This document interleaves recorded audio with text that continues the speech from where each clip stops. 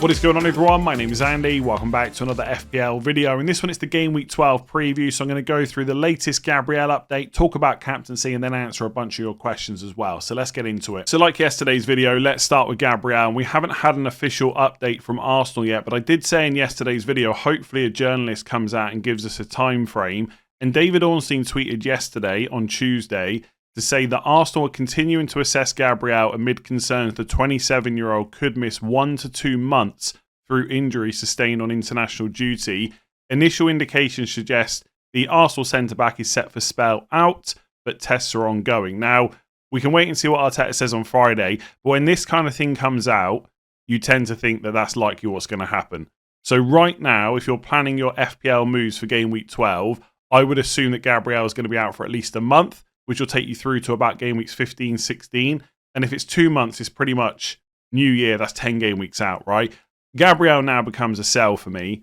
I was saying yesterday that maybe you could leave him for 12, possibly free hit 13, decide what to do in game week 14. But it makes it much more difficult to justify holding on to him. There will be some of you out there with really good squads this week that can just bench Gabriel, that wants a free hit 13, that can just deal with it in game week 14. And maybe something else will have changed by that point. Maybe another couple of players will have got injured and that will change what moves you want to make. That's fine. But for most people, they probably don't want to hold on to Gabriel for too long. So I would say he's a sell in Game Week 12. In terms of replacement options, I went through it quite a bit in yesterday's video. I've thought about it a bit more.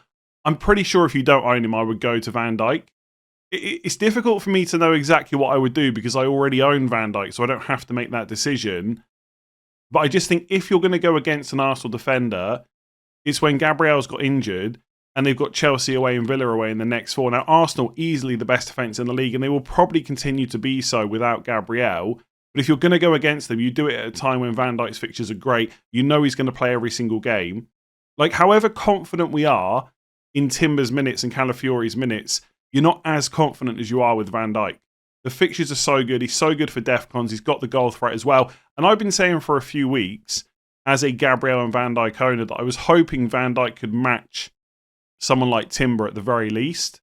I think he can do that. And if I was saying that with Gabriel fit, I guess there's now a little bit more hope that that will be true.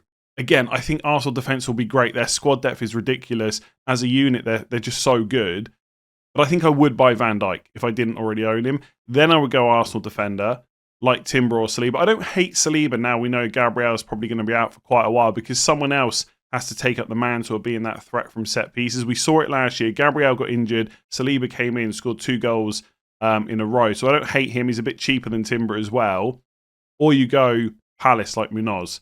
Outside of that, you go cheap. There's loads of options. You pick whichever defender you need to cover you in different weeks. If you want to play someone in 12, 13, 14, then Truffert or Senesi from Bournemouth are very good. You've got West Ham at home, Sunderland away, Everton at home. You can play them in all 3 of those games. Yeah, there's a ton of options that are cheap. But for the more expensive players, I would go Van Dijk. Then Arsenal. I think I do prefer Timber over Saliba. But Saliba is now cheaper. And I would expect his minutes to maybe be slightly better. But I'm not sure I see Timber missing out, to be honest. But yeah, Van Dijk, then Arsenal, then Munoz for me. But Gabriel, at this point, I think he's pretty much a sell. Wait and see what Arteta says on Friday. But it seems pretty likely he's going to miss a month minimum. So let's talk about captaincy for Game Week 12. And all international break, I've been saying that if you had Salah or Saka in your team, I'd probably captain them over Erling Haaland for Game Week 12 specifically. And that's very easy to say at the start of an international break. It's much more difficult to go through with the closer you get to the deadline. And I must admit, I am wavering a little bit. It's just all the small doubts that start to creep in. Well, Liverpool haven't quite clicked yet this season. Salah's underlying numbers are not as good as they were the last couple of seasons. With Saka, if Gyökeres is out, that's good for Saka's penalties for sure. But maybe it makes Arsenal a little bit weaker overall. If they're missing Gabriel, that will weaken them a little bit as well. And does Gabriel being out really make a huge difference to Saka? I mean, it's one less player to target at set pieces, but there'll be someone else there instead. But it just shows that the closer we get to the deadline, those small doubts are creeping in, which says that I'm not 100% confident it is the right move to go against Haaland. Because despite being away to Newcastle, the guy's just been ridiculous this season. We know he'll get chances in that game. And when he does, he usually puts them away. So I think if you want to go Haaland, That's absolutely fine. And definitely weigh up your risk preference as well, because he is 70% owned overall, and most of those people are going to captain him this week.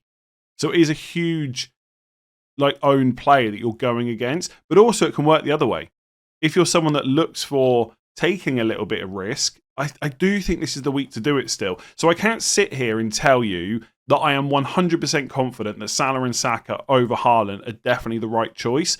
But I do think if you're going to do it, go against Haaland, that is, it's got to be a week like this when the other two are at home and Haaland is away to a team like Newcastle. And by the way, Newcastle, last couple of results, not been great whatsoever. We can all say that they're not playing as well this season as they have maybe last year. But they've only conceded 1.08 expected goals per 90 so far this season. And they are the home team. It's never easy going away to Newcastle. So if you want some confirmation bias as to why you should go against Haaland, I think it's the fixture more than anything else, because he's still averaging nearly 1 XG per game. The amount of goals he's already scored for club and country so far this year is absolutely ridiculous. But I still think I'm going to go against him. I just don't have that confidence. Will I be watching that Man City game absolutely panicking? Of course I will. Absolutely. If you've got Salah and you've held on to him this long, or you're free hitting, I feel like you've got to go for it. Mostly because of how low owned he is relative to what he can deliver. Like, his ownership is super low compared to last season at this point. Like, it's night and day, basically. So if you've got him, I would go for it. And Forest, they're not keeping many clean sheets. They've conceded 1.48 expected goals per 90. That's the most from Forest, Spurs, Newcastle and Everton, which are the 4 teams I'm mostly looking at here. So if I had Salah, I would definitely do it. Saka, like I said, if Arsenal are still missing a lot of players, that will weaken them a bit, but they've got such good squad depth. And if Gyökeres does miss out, Saka's like 100% on penalties as well. There's no doubt there whatsoever. I know some people would say there's no doubt anyway, but there's zero doubt when Gyökeres is not on the pitch. And I don't know, my gut feeling tells me that Arsenal will win this game quite comfortably against Spurs, but then you have those doubts, right? We know Thomas Frank how he's going to set up. He's going to make it difficult to play through. It's going to make it difficult to break down. Can Arsenal do that? I would say probably yes, and they're also at home. If it was an away game, I'd have no interest in Saka. It's all because it's at home. So, Haaland, if you want to just permanently captain him, I think that's absolutely fine. Best goal scorer in the world right now. You know, going for him, captaincy in FPL is of course fine. But if you're looking for that odd week when you can maybe go against him, I think this is possibly it. I mean, the 3 away games he's got coming up are Newcastle this week, Fulham in 14, and then Palace in 16. I would argue that it's probably from toughest to easiest. It's probably Newcastle, then Palace, then Fulham. Or maybe it's Palace, then Newcastle, and Fulham. Either way, if you're not going to go against Haaland, it's probably 14 when he plays Fulham. Yeah, that's my thoughts. If I had Salah and Saka, I'd go against him. I've still got the armband on Saka. I think I'm going to stick to it, but it's not fun. I'll tell you that right now. It's not going to be fun going through this weekend if you haven't captained Haaland. Because if you captain him and he blanks, it doesn't matter because everyone else is going to captain him. And like Saka's and Salah's ownership is so low that it'll still be worth points to you if they do something. So for that reason, to keep your sanity, it might just be worth going for Haaland. But I'm going to go against him and I'm going to hate every single minute of it until that Man City game's done. And if he scores 2 goals, absolute nightmare. Man United, by the way, you could look at. I've put Bruno Fernandes here. I know a lot of you would prefer to go for Mbeumo. Don't hate that. With Mbeumo, though, you've not got the penalty taker. And I think for me to captain a non-penalty taker against Salah, Saka, Haaland, I have to be really sure about the fixture. And Everton have conceded 1.44 expected goals per 90 this season so far, which is similar to Forest. So it's not like they've been absolutely watertight. But I just don't... I don't know. There's something about Man United. I still can't quite trust them. And like I said, Mbeumo's great from open play, but no penalties like the other 3 main contenders have. And I think for that reason, I'm not sure I would go all the way as the captain. And Fernandes does have penalties, of course, but his attacking numbers are just not as good from open play. So you're relying on him getting 1 return plus the 3 bonus, and then maybe some defcons as well to kind of hit the heights of what I suspect Saka, Salah, and Haaland can do this week. So for me, the order would be Salah, Saka, Haaland, then Fernandes. Like I said, if you want to put Haaland to the top, by all means, go and do that. So let's get into some of your questions. Welbeck on paper seems to be the best forward over the next 4 game weeks, but I'm worried there is a benching coming in the midweek game week, which is game week 14, by the way. What are your thoughts? Now, in terms of best forward, I think there's a certain Norwegian that might have something to say about that, but I know what you're getting at, right? Brighton's fixtures next 4 are really nice. 3 home games in the next 4 game weeks. Brentford at home this week. That's followed by Forest away, Villa at home, West Ham at home. We know Welbeck's first choice. His underlying numbers are not bad, and I'm pretty sure he's going to be on penalties as well. So you could argue, because of the fixtures, next 4 game weeks, Welbeck is better than Thiago. There's a reason that Thiago is so popular right now, and rightly so, and great long-term pick as well. But next 4 specifically, if Welbeck plays them all, I think you can argue that he's better. Now, the question is, would he play them all?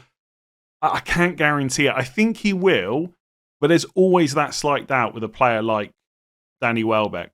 And the reason I think he will is because they don't have a huge amount of competition for that spot. Like, we know Ruta can play there. I think they tried that early on in the season, but it hasn't happened much since. The other players that can play there are super young players that don't really have a huge amount of experience at Premier League level. And Danny Welbeck, when he plays, he always does well for Brighton. So I think he will play the whole way through, but I'm never going to be able to guarantee it with a player like Welbeck. I think there's like 3 tiers of player when it comes to how nailed you are. So at the top, you've got mega nailed.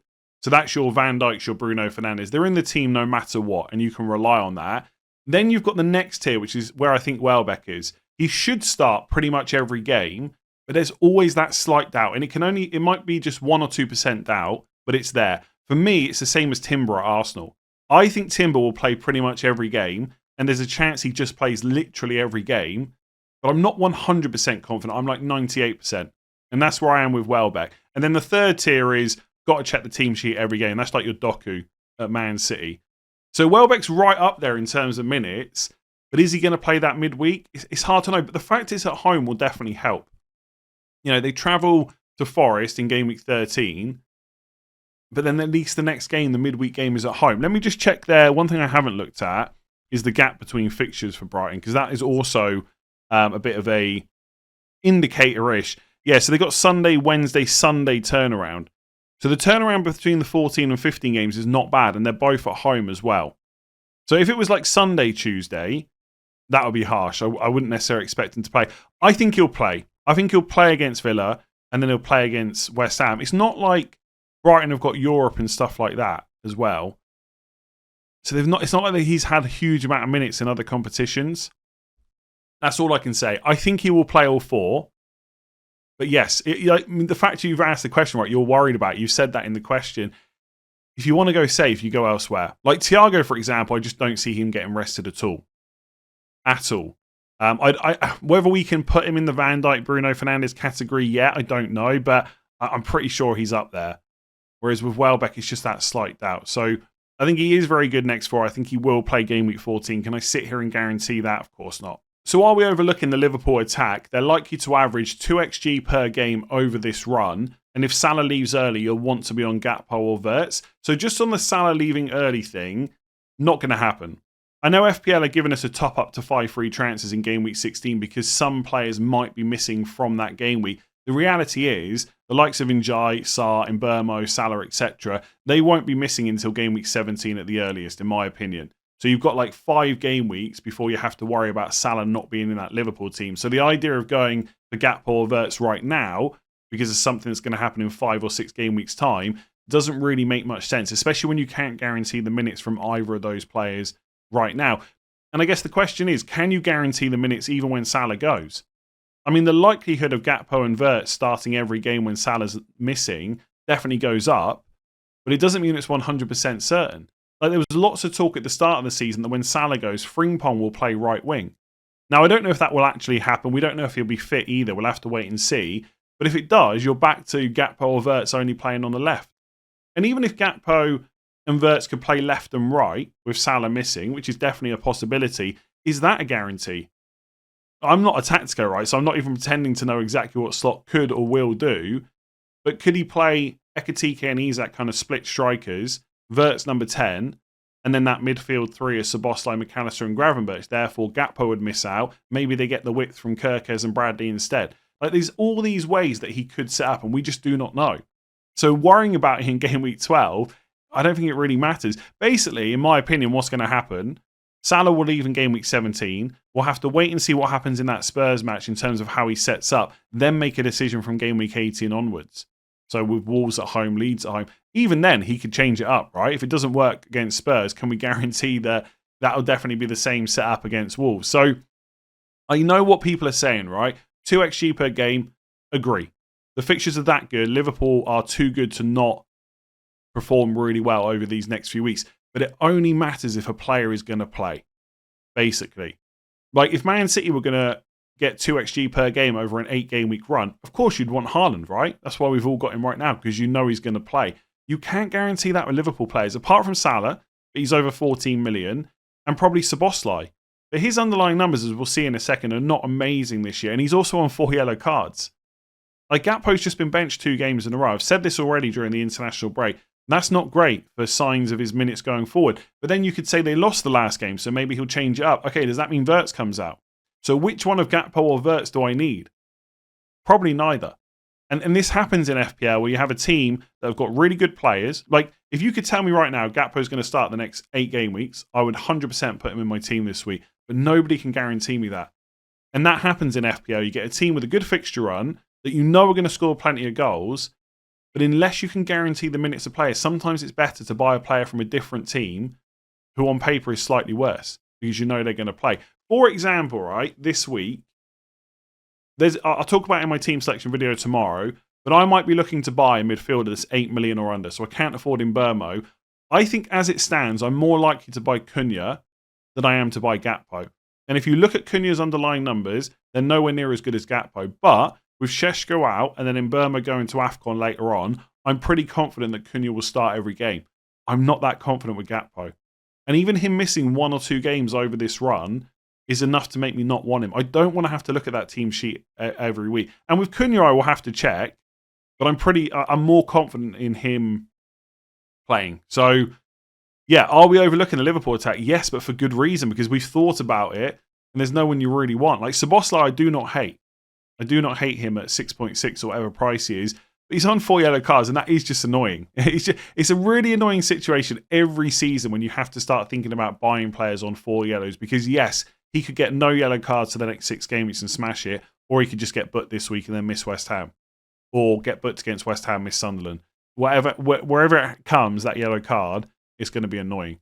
So, yeah, come back to it when Salah leaves, I guess. At least that's what I'm probably going to do, unless I can get some indication over the next couple of days that Gakpo's nailed, but I just don't see how that happens. So who do you prefer as a long-term pick, Sarr or Szoboszlai? Now, if you're looking 6 to 8 game weeks in advance, it has to be Szoboszlai as the better pick, even with the yellow card situation, because he's not going to African Cup of Nations. When you get to game week 17, you will lose Sarr and he'll be a guaranteed transfer to someone else. So because of that, the better long-term pick is probably Szoboszlai. Plus, Liverpool's fixtures are just very good the whole way through.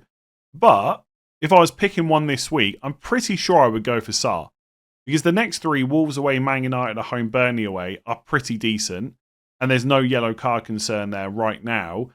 And then you can decide what to do from game week 15 onwards. So we'll get topped up to 5 free transfers in game week 16. If you're sat there in game week 15 with nothing to do, maybe that's the week you move Sarr on because it's Fulham away. You know you've got to get your transfers used.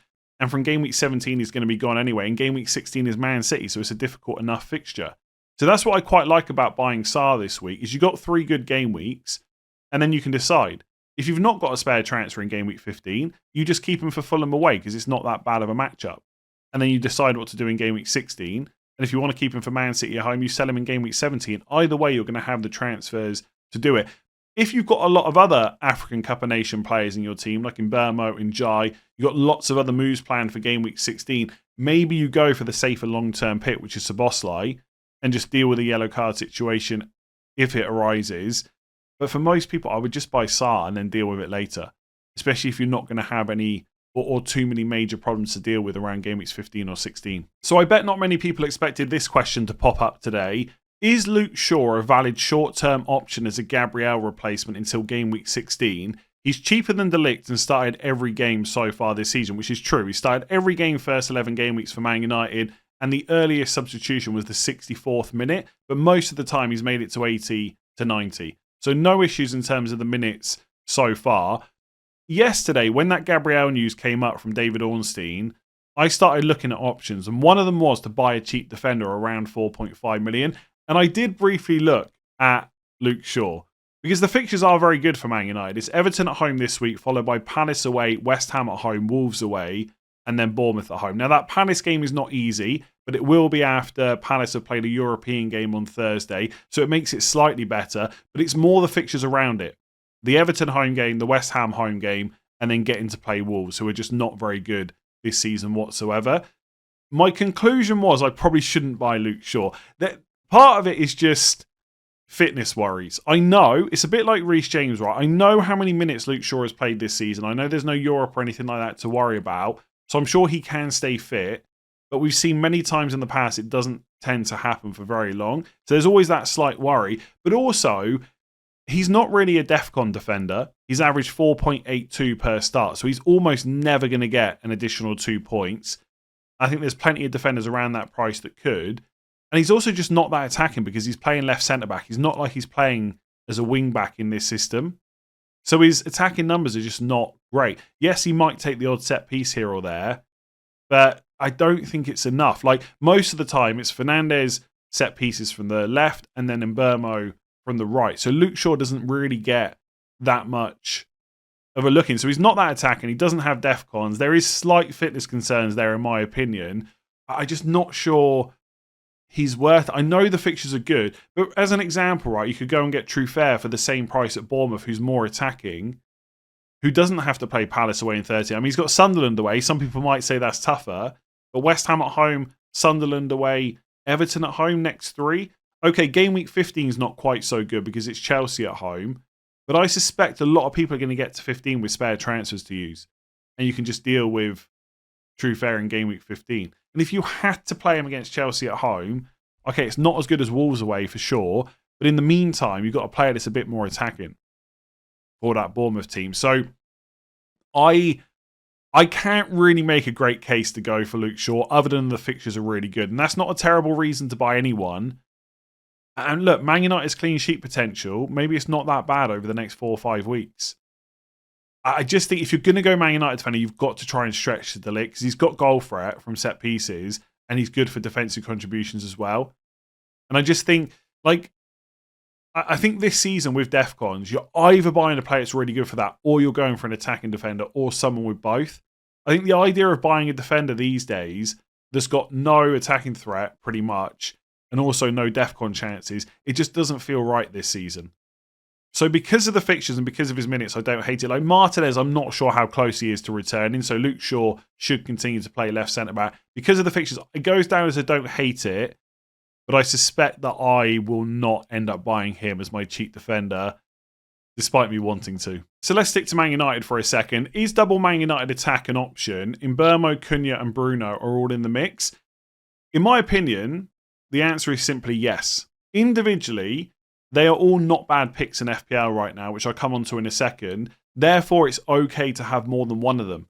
And it feels weird to say that because for many seasons now, there has not been a sustained period where 2 Man United attackers has been the go-to in FPL. There's been times where obviously Bruno and Rashford were options. Some people would have owned Ndiaye last season, I think it was, where he went through a little period where he did really well.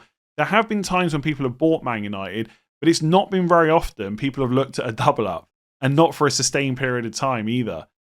But right now it feels like it's okay. Like Bruno Fernandes, absolutely nailed on penalties, great minutes, really good long-term hold right past African Cup of Nations. Like you could put Bruno in and keep him for like 8 to 10 game weeks. Mbeumo will go to African Cup of Nations, probably in game week 17, maybe game week 18. You've still got 5 game weeks before that happens. You get topped up to 5 transfers in game week 16. You can deal with it, and he's easily Man United's best attacker from open play. He takes some set pieces, the minutes are great. And then even Cunha right now, his underlying numbers haven't been great. And I think if people were sceptical about him as a pick, I get it. But he is the cheapest at 7.9.